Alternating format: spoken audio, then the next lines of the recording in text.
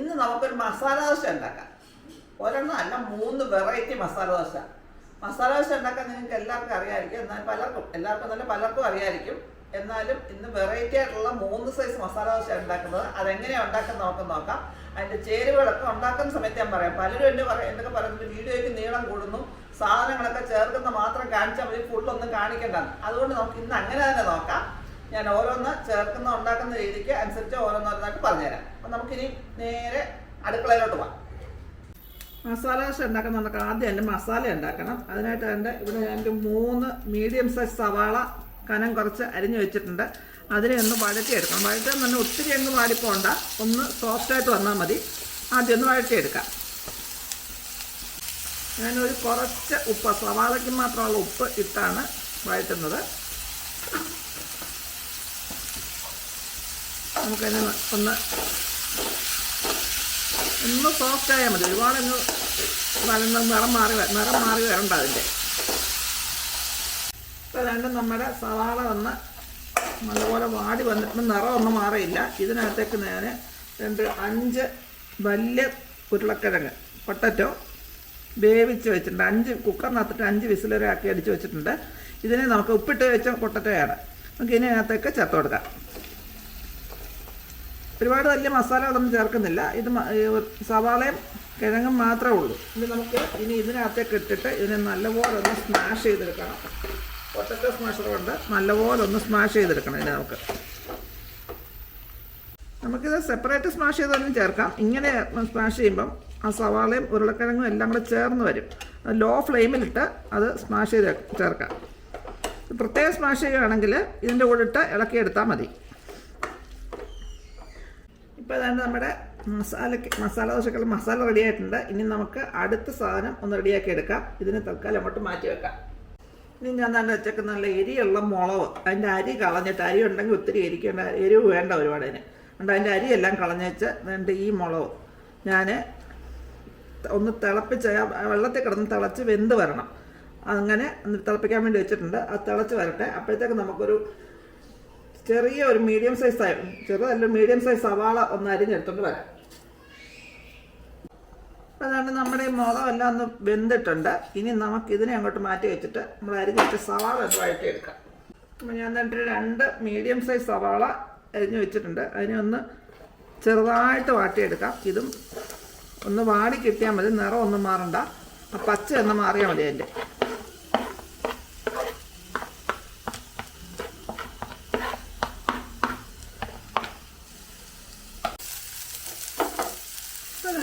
സവാള ഒന്ന് വാടിയിട്ടുണ്ട്. പച്ചയൊക്കെ മാറി നമുക്ക് തീയം കാണിക്കാം.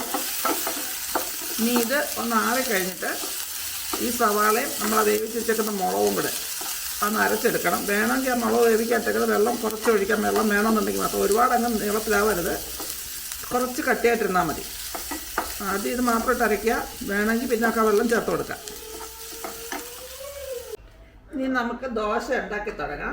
ഞാൻ 2 ദോശക്കൽ എടുത്ത് വെച്ച് നെയ്യ് വരട്ടിയിട്ടുണ്ട്. ഇനി നമുക്ക് ഓരോ ദോശയായിട്ട് കനം കുറച്ച് ചുട്ടെടുക്കാം. അത് മീഡിയം ടു ലോ ഫ്ലെയിം വെച്ചാണ് ചൂടാൻ. നമ്മുടെ ദോശക്കല്ല് ചെറുതായിട്ട് ചെറിയ ദോശയായിരിക്കും. അത് തന്നെ തീ നമ്മൾ ഹോട്ടലുകാരൊക്കെ ഉണ്ടാക്കുന്ന പോലെ തീ എല്ലായിടും ഒരുപോലെ കിട്ടാത്തത് മൂക്കാനും ഇച്ചിരി താമസം വരും. ചെറിയ ദോശയായിരിക്കും. ഇത് നമുക്കൊരു ഇച്ചിരി നെയ്യുടെ അതിൽ തൂത്ത് കൊടുക്കണം.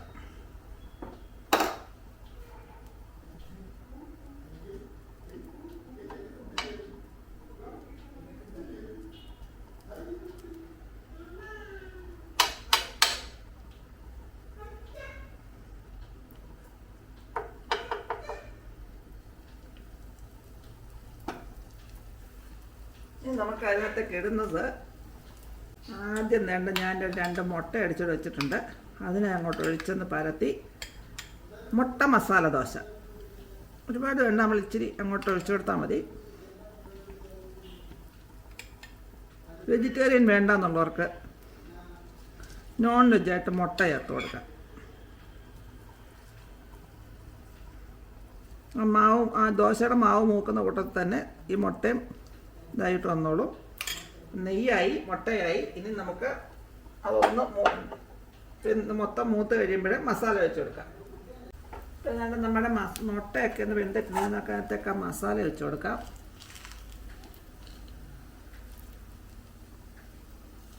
ഇതിന് എരിയൊന്നും ഇല്ലാത്ത ദോശയാണ്.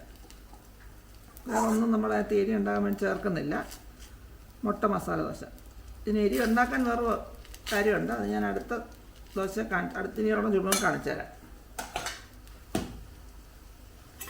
ഇനി നമുക്കിതിനെ മസാല ദോശ നടക്കുന്നത് മടക്കി അപ്പുറം ഇപ്പുറം ഇട്ട് മൂപ്പിച്ച് എടുക്കാം.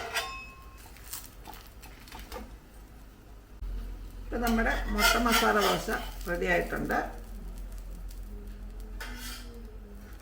ഇനി നമുക്ക് അടുത്തൊരു ദോശ ഉണ്ടാക്കാം.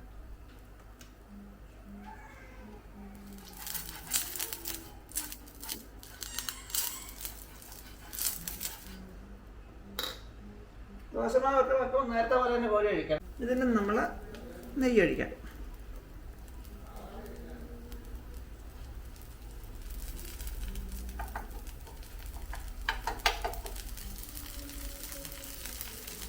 ഇനി ഇതിനകത്ത് നമ്മൾ ചേർക്കുന്നത് ദോശയുടെ ചമ്മന്തിപ്പൊടി. ഇത് പൊടി മസാല ദോശ.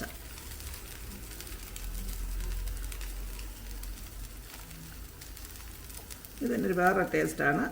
പൊടി അറിയുന്നുണ്ട്. മുട്ട ദോശ മസാല ദോശ, പൊടി മസാല ദോശ അങ്ങനെ നമ്മുടെ പൊടി മസാല ദോശ അതിനകത്ത് മസാല വെച്ച് പൊടി മസാല ദോശ റെഡി ആയിട്ടുണ്ട്. ഇനി അടുത്ത ദോശ നമുക്ക് ഉണ്ടാക്കാം. ചേച്ചിക്ക് തരച്ച് മൂന്നൂറ് കഴിച്ച് ചേച്ചിയുടെ അഭിപ്രായം പറയണേ. നമ്മൾ അതിൻ്റെ മൂന്നാമത്തെ ദോശ കോരി ഒഴിച്ചു. അത് ആണ് എൻ്റെ സ്പെഷ്യൽ മസാല ദോശ.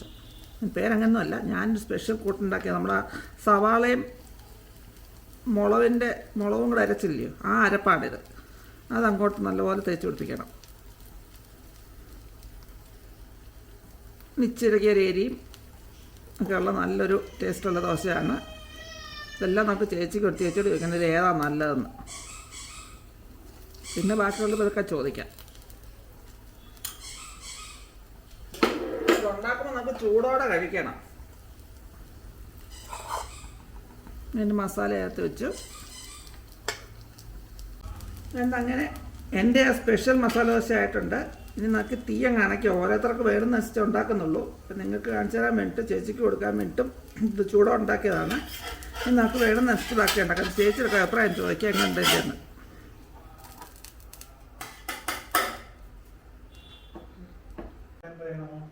ആർക്ക് വേണ്ട അഭിപ്രായം കഴിക്കുന്നവർക്ക് അഭിപ്രായം പറയാം. ചേച്ചി നല്ല ചമ്മന്തി ഉണ്ട് ചേച്ചി. ഇതിൻ്റെ തൊട്ട് ചമ്മന്തി ഉണ്ടാക്കിയിട്ടുണ്ട്. വെള്ളച്ചമ്മന്തി, പച്ചമുളകും ഉള്ളിയും തേങ്ങയുടെ അരച്ചൊരു ചമ്മന്തി. സാമ്പാറും വെള്ളച്ചമ്മന്തിയാണ് ഏറ്റവും നല്ല കോമ്പിനേഷന്. ഞാൻ സാമ്പാർ ഉണ്ടാക്കില്ല. സാമ്പാർ ഉണ്ടാക്കും വലിയ പത്യമില്ലാത്തതുകൊണ്ട് സാമ്പാർ ഉണ്ടാക്കിയില്ല. മൂന്നിൻ്റെ നോക്കട്ടെ ഏതാ നല്ലതെന്ന് പറയണം. ദോശക്കല്ല് ശരിയല്ലാത്തതുകൊണ്ട് മൂപ്പിന് ചെറിയ വ്യത്യാസം വരും.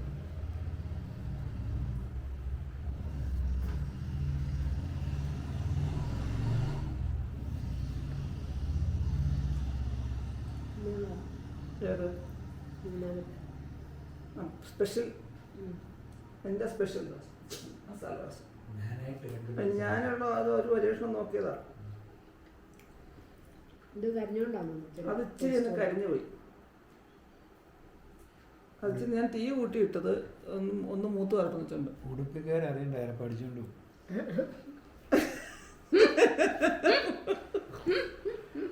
ഉടുപ്പിക്കാരടിച്ചോണ്ട് പോകും. മിക്കവാറും ഉടുപ്പിക്കാരെന്നെ അടിച്ചോണ്ട് പോകും. അവർക്കേത് പാചകം അടിച്ചു പറ്റിയെന്ന് പറയുന്നത് കാണുമെങ്കിൽ. മുട്ട നല്ലതാ. മറ്റേ കരിഞ്ഞൊരു ചെറിയ ഇതുണ്ട്. കരിയാത്ത ഭാഗം എടുത്ത് നോക്കിയാൽ ഇച്ചിരി കരിയാത്ത ഭാഗം ഇതിനകത്തുണ്ട്. ഈ ഭാഗത്തുണ്ട് കരിയാത്തത്. ചേച്ചി ആ കരിഞ്ഞ ഭാഗം മാത്രം എടുത്തിട്ടാ. ഏതാ മൂന്നിലേതാ കൂടുതൽ ടേസ്റ്റ്? ഫസ്റ്റ് എല്ലാം ഒരുപോലെ നല്ലതാണ്. അല്ല ഞാൻ ചോദിച്ചു മൂന്നിലേതാ കൂടുതൽ ടേസ്റ്റ് എന്ന്. മൂന്നും ടേസ്റ്റ് അത്. അപ്പൊ ഒരു അഭിപ്രായം കേട്ടില്ല. മൂന്നും നല്ലതാണ്. എല്ലാവരും ഒന്ന് ട്രൈ ചെയ്ത് നോക്കണം. ഇത് പിന്നെ നമ്മുടെ മുട്ട മസാല ദോശ, പൊടി മസാല ദോശ, പിന്നെ എൻ്റെ സ്പെഷ്യൽ കൂട്ടിലുള്ള മസാല ദോശ ട്രൈ ചെയ്ത് നോക്കണം. ഏതെങ്കിലുമൊക്കെ ട്രൈ ചെയ്ത് നോക്കാം. നിങ്ങളുടെ അഭിപ്രായങ്ങളും നിർദ്ദേശങ്ങളും കമൻറ്റ് ബോക്സിൽ നിന്നിട്ടേക്കാം.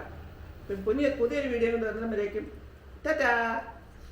ചേച്ചി കൊണ്ട് ടാറ്റാ പറഞ്ഞാൽ ടാറ്റാ.